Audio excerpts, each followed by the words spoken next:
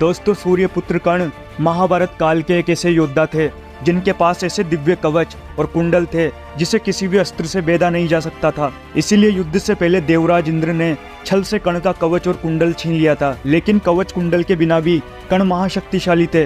अंतिम युद्ध में जब कर्ण और अर्जुन का आमना सामना हुआ था, तब कर्ण ने ही 11 बार अर्जुन के गांडीव धनुष की प्रत्यंचा को काट डाला था। यहाँ तक कि अर्जुन के ब्रह्मास्त्र को कर्ण ने साधारण बाणों से ही काट डाला था। इस युद्ध के दौरान कर्ण ने अपने सर्पमोह बाण से अर्जुन को लगभग मार ही डाला था। अगर भगवान श्री कृष्ण तब अर्जुन की रक्षा ना करते तो अर्जुन जरूर मारा जाता। जब तक कर्ण के हाथ में शस्त्र था तब तक कर्ण को किसी भी तरीके से परास्त नहीं किया जा सकता था। तब अर्जुन को छल से कर्ण का वध करना पड़ा। जब युद्ध के दौरान कर्ण निहत्थे थे, तब श्री कृष्ण ने अर्जुन से कर्ण को मारने के लिए कहा था। कर्ण महाभारत के सबसे ज्यादा दिलचस्प चरित्र माने जाते हैं। उन्हें सूर्यपुत्र, महारथी कर्ण, दानवीर कर्ण, सर्वश्रेष्ठ धनुषधारी कर्ण, राधे वसुषण जैसे नामों से भी जाना जाता है। महाभारत का युद्ध कोई आम युद्ध नहीं था, क्योंकि यह युद्ध परिवार वालों के बीच था, जिससे किसी एक को तो मरना ही था। इसलिए धर्म की रक्षा करने के लिए श्री कृष्ण ने कर्ण को मारने का फैसला किया था।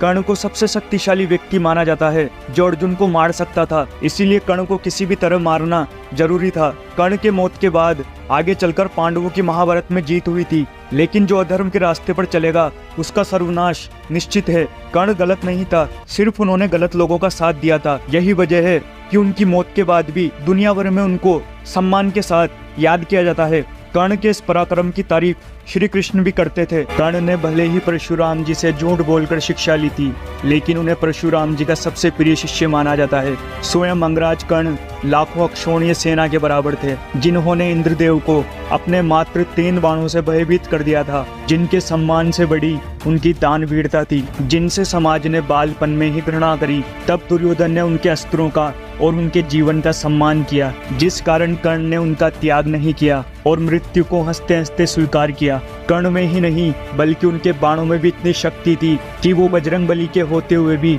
अर्जुन के रथ को 3 उंगल पीछे खिसकाया करते थे। वो भी सिर्फ एक बार नहीं बल्कि असंख्य बार उन्होंने ऐसा किया था। अर्जुन का रथ, जिसकी ध्वजा पर स्वयं बजरंगबली विराजमान थे और जिनके साथ ही स्वयं भगवान श्री कृष्ण थे। सिर्फ यही नहीं, जिस जरासंध को मारने के लिए भीम को इतना समय लग रहा था, जिसे भीम ने खुद भगवान श्री कृष्ण की सहायता से मारा था, वो आसानी से कर्ण के हाथों मारा जाता। कर्ण ने कई बार जरासंध को परास्त भी किया था। कर्ण एक ऐसा योद्धा था जिसके बिना किसी आवश्यकता के जरासंध को परास्त करना उसके लिए बहुत ही मामूली सी बात थी। उन्हें मालूम था कि जरासंध की मृत्यु कैसे होगी, परंतु कर्ण ने मित्रता के कारण जरासंध को जीवित छोड़ दिया। कर्ण की तारीफ खुद भगवान श्री कृष्ण भी करते थे। वो जानते थे कि कर्ण बेहद ही शक्तिशाली हैं। उन्हें केवल और केवल छल की सहायता से ही मारा जा सकता है।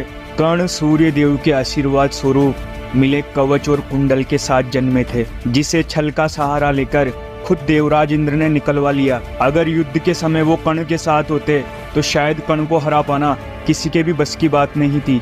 लेकिन कहते हैं कि कर्ण के मृत्यु के पीछे एक श्राप था जो स्वयं उनके गुरु परशुराम जी ने उन्हें दिया था। जब उन्हें पता चला कि कर्ण ने झूठ बोलकर शिक्षा ग्रहण की है, तब उन्हें विद्या भूलने का श्राप खुद परशुराम जी ने दिया। सिर्फ यही नहीं, कर्ण ने परशुराम जी से कई सारे शक्तिशाली अस्त्रों शस्त्रों का ज्ञान प्राप्त किया था, जिसे उन्होंने समय समय पर उपयोग भी किया। लेकिन अंत में वो अधर्म की राह पर चल पड़े, जिसकी वजह से उनका भी छल पूर्वक वध हुआ।